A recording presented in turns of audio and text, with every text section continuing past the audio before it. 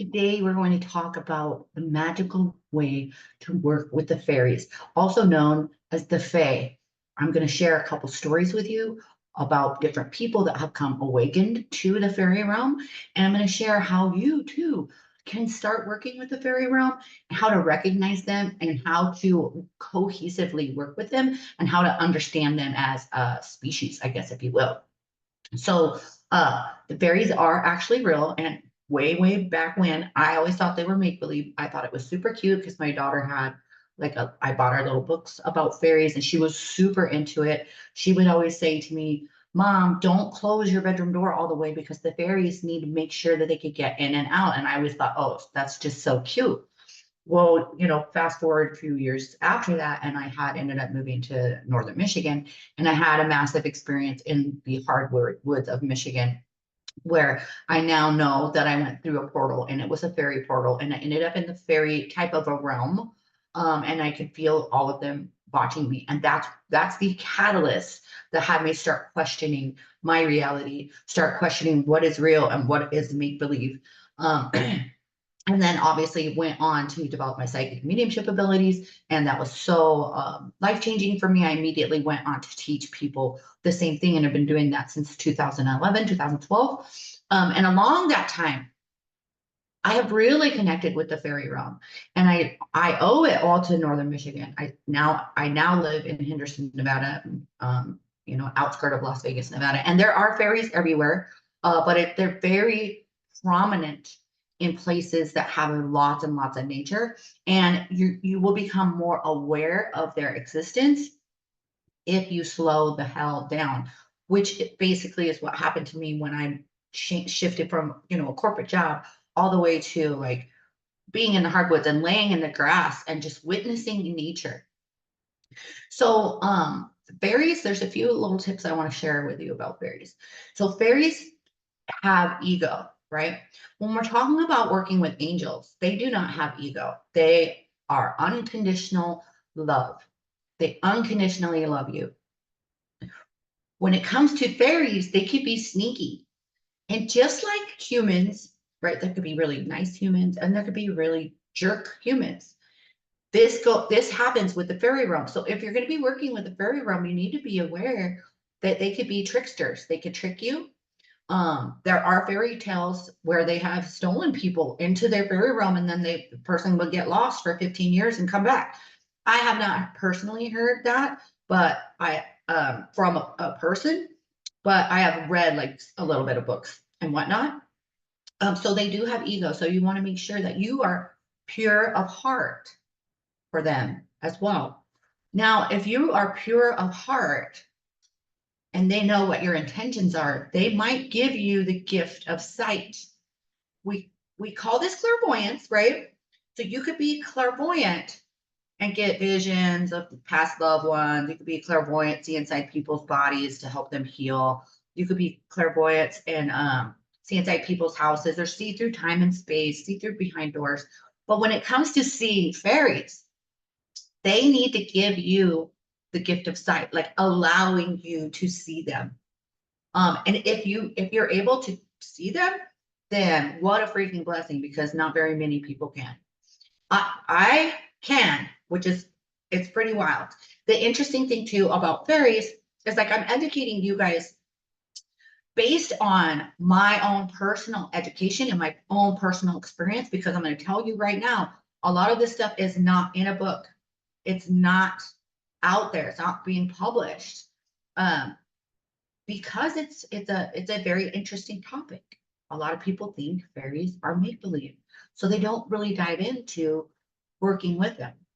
So I do want to share a couple other stories about a couple girls that I've worked with that ended up working with the fairy realm, and I could tell usually immediately if someone is being, I guess, summoned by the fairies, because in their pictures you will see like fairy arches. It could be an actual plant that's kind of like shaped like an arch. So that would be like a walkway. But I'm specifically speaking about lights, like colorful lights, and not an orb, and it's not necessarily a rainbow, but I want to say like an arc of color. And it'll show up in their picture. So immediately me, as the educator, I will start asking them questions about if they work with fairies. And a lot of times they'll say, oh my gosh, I've had all these interesting experiences. So the one girl in particular, I started asking her questions and I told her, I said, you know, fairies really love it when you clean up trash. This is a huge tip for you guys if you want to start working with a fairy realm. If you pick up trash, if you take care of this planet, because that is what fairies are here for. Fairies are the little caretakers of the plants, of our earth, right? Fairies are able to go between our realm and their realm, but they're working with the plants and they're working with our planet. So if they see that you care enough to help them out by picking up trash, by growing a garden, by tending to a garden, right? By planting flowers. And if you do all of this with the intention, right? Because you might just be doing all this just randomly because you don't want trash in your yard and you like flowers. But if you do this intentionally and in your mind, you let the fairies know, hey, I'm doing this not just because I don't want trash in my yard, but because I want to help you. I want to help you tend to our earth. They will love you and they might start giving you blessings. So here's another example. One of the girls that just recently reached out to me, she said that she had recently started making little fairy gardens. If you don't know what a fairy garden is, it's usually like a plant, or it could be a garden. It could be just by the base of a tree. And if you're just honoring them by putting a little baby fairy house there, or maybe a little gnome figurine, right? Or they like sparkly things, but they do not like lead or metal. Okay, they do not like lead or metal. So don't do that. But they do like sparkly things. So if you put some things out there that are sparkly that they get attracted to, and they love, like they're telling me right now, they love like marbles. I don't know, things that they can move around, I guess. Um, little small trinkets like that. They love that stuff. And if you really want to get into it, you could start feeding your fairies. And so essentially they're only going to eat the essence, right? Um, so if you put out some raw honey or some good honey, not just that chemical crap that's like in a packet from freaking KFC or something disgusting, um, on a plate that's not metal, right? Um, and then you can also put out some goat's milk or some pure milk, some good milk. They love that stuff. And they will eat the essence of it. And then they start gifting you. So how do they start gifting you? It's pretty wild. I've been teaching this stuff for, like I said, 12 years, at least 12 years. And so I've come across so many neat experiences. One girl that I worked with, I think her name was Arlen Moonbeam, as a matter of fact. Maybe some of you guys know her. Anyway, she came to me and I love it when people say, I've never told anybody this because I feel like I'm crazy. And then I'm like, oh my God, tell me, because you're not crazy. You're not making this stuff up. I want to hear it and I want to help coach you so you can understand it. And so what had happened to her is she was just shopping in like a thrift store and she heard this little voice say, hello, hello. And so she's like looking around and there's nobody there. So she's like, okay, I'm losing my mind. And then she hears it again and he's like, hello, hello. And she looks down and she sees this gnome figurine. And she's like, I swear that voice is coming from this inanimate object. It's a little figurine. But he's so cute. She decides to take him home and she makes like a little altar, like a little place for him by her fireplace. And she puts him there. And maybe she puts like a crystal next to him. And then a week or so later, she's shopping again and she all of a sudden feels so drawn to this other gnome. And so she gets this other gnome. And at the time she was having some really bad financial problems. And she talked to her gnomes every day, right, on their little altar. And then one night she had a dream. And she had a dream that these gnomes brought her a necklace. And they told her to wear this necklace and that her money problems would go away. Well, she woke up because she felt hands on her neck, like physical touching hands on her neck, and freaked out. Of course, the gnomes were still on their little altar in the other room. But what ended up happening is she found a necklace that looked like exactly like the one they were gifting her, or almost like the one they were gifting her. And I'm sure she's not a millionaire, but it really helped her finances get better. But it also gave her that faith, right? The faith that you're not alone, that people are looking out for you, even if they're little gnomes, right? Um, another story is one of the girls that just reached out to me was saying she bought her daughter the book and they were making the fairy garden, like I was explaining earlier. And then suddenly they started getting dragonfly wings everywhere. Dragonfly wings everywhere. Dragonflies are part of the fairy realm. Dragonflies are able to go between the realms. That's what the spirit totem animal dragonfly stands for. If that's your totem animal, which is mine, I have a dragonfly tattoo.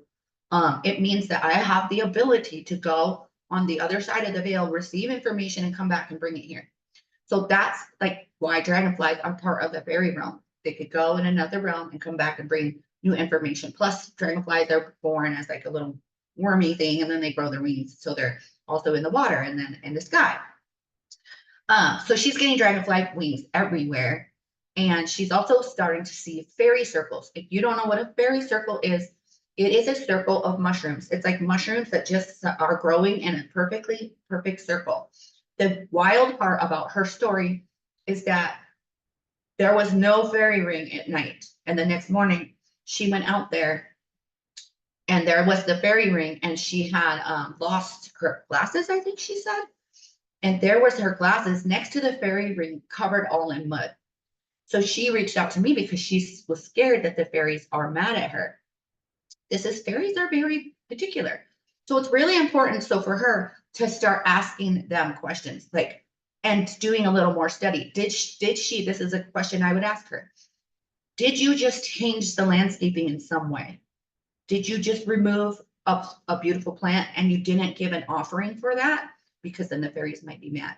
I had another student sign up for my AWAKEN program because her husband had chopped down a bush in the backyard, and they had just bought this house, and it had fairy figurines everywhere from the lady that owned it before.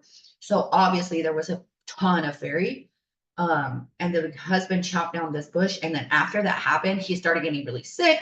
All kinds of things started going wrong at the house.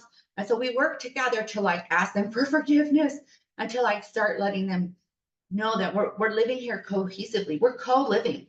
You know, at least that lady was co-living with these fairy types of energies. You know, fairies could be little flower fairies, they could be gnomes, they could be trolls. There's all different kinds, and they have all different types of personalities. Like, for example, the trolls, they're kind of ornery. They are kind of ornery, I'll tell you. Just like the Billy Goat Gruff story that maybe you guys had read to you when you were a little kid, that the troll was like, did not want them to be crossing the bridge. All these different types of fairies have different personalities. So it's important for you, if you're going to work with them, that you know what you're stepping into. And that's why it's important to work with someone like me, right? Just shameless plug right there. By taking my AWAKEN program, I'm sure I'm your mentor to help guide you through these experiences, because each one of these people that I'm sharing their story had these experiences start up in a different way and wanted to understand what is happening. What should I do about it? Why is this happening? Am I supposed to work with them? You know, is this part of their life purpose? Because I'm telling you what, if the fairies are letting you know that they're around you, then they want to work with you, right? Or they want to get your attention so that you'll fix something that you messed up, right? So these are just some stories about how you can work with fairies, how to recognize when they're around, right? With those fairy rings. You know, with dreams of them. For me, like I tell this story over and over. For me, like not just the portal that I went through in the woods, but waking up and having a literal gnome, like a literal freaking gnome, standing by my bed and then disappear like that. And then like he's the one that gave me the marble.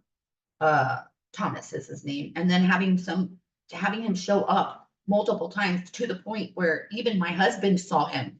So I knew I wasn't crazy and I wasn't making this shit. And like they love to live like in moss. If you're if you live in a place where there's moss, they are in there. And if you take a picture of the moss, you will see their little faces. You will see their little faces if you like zoom in. And And it might just be this tiny little face and you're like, how could that be a being? But think of it this way.